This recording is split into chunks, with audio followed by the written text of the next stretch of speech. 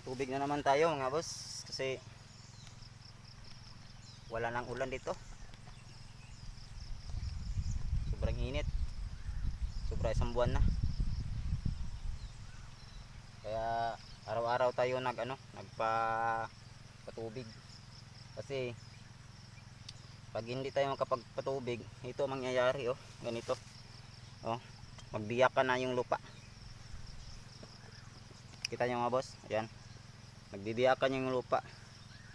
Pag hindi mo mapatubigan sa isang araw sa sobrang init. Kaya ito ginagawa ko. Ayan. Papatubig tayo.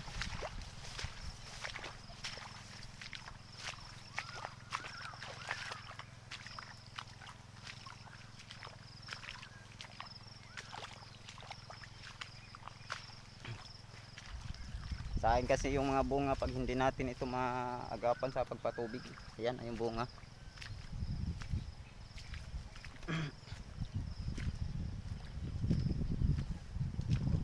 Ganon din sa kabila, yung kasunod na bunga na rin.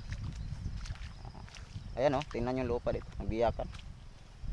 So hindi pa umabot yung tubig dito Matagal siya umabot dito sa malayo mga boss kasi sobrang tuyo. Ayan, nagbiyakan.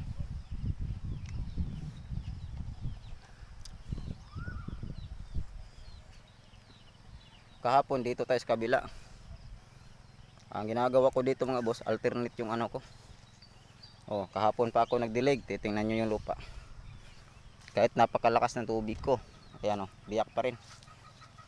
Tingnan nyo yung lupa. Nagbiyakan.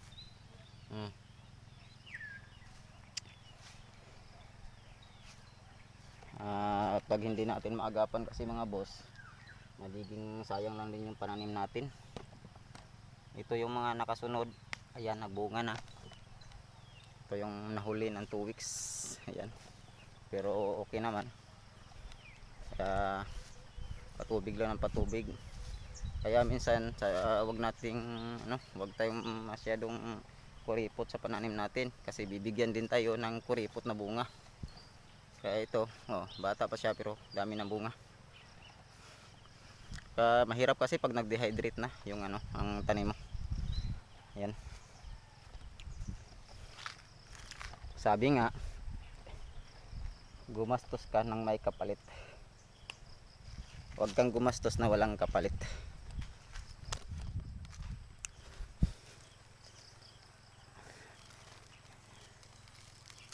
Kasi na ngayon iba na ngayon ang takbo sa natin ngayon panahon. Pag uminit, sobrang init.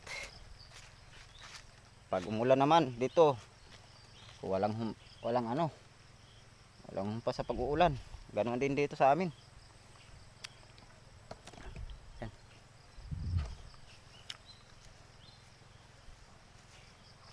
Ganoon dito sa kabila.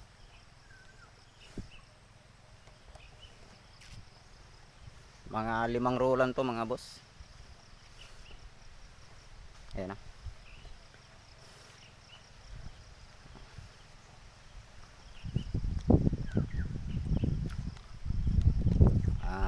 baka Friday o next Monday ang nito harbisan kasi hindi pa man siya gaanong kalakihan. Ayan, hindi pa man gaano. Ito siya.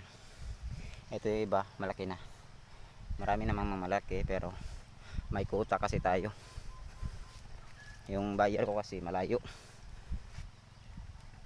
Bago makapunta dito sa akin, may kami, may usapan, kuta. Pag hindi ako maabot sa kuta niya, mahanap ko ng ibang paraan. Siya din ang nagbigay ng ibang paraan. Kaya napaka-bless ko sa buyer ko kasi tumutulong siya sa akin kung ano yung wala sa akin. Tinutulungan niya ako. Kaya lang kami, palitan lang kami ng minsan nakaintindi ako sa kanya, minsan siya rin nakaintindi sa akin. Ganun dapat. Mag-intindihan lang dapat. Kasi pareho nagninegosyo, di ba Ito. Yung iba kasi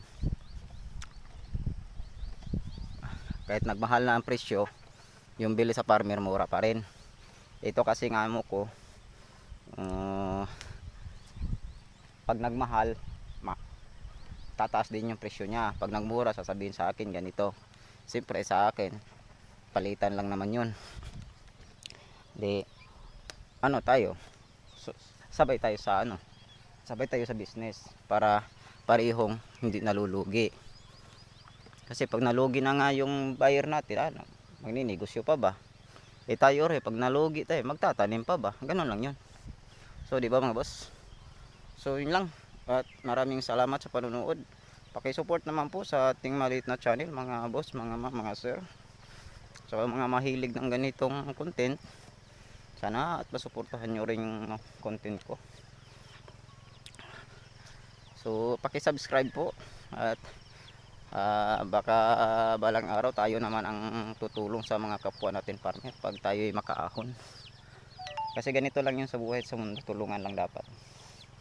So yun lang mga boss, maraming salamat. Bye bye.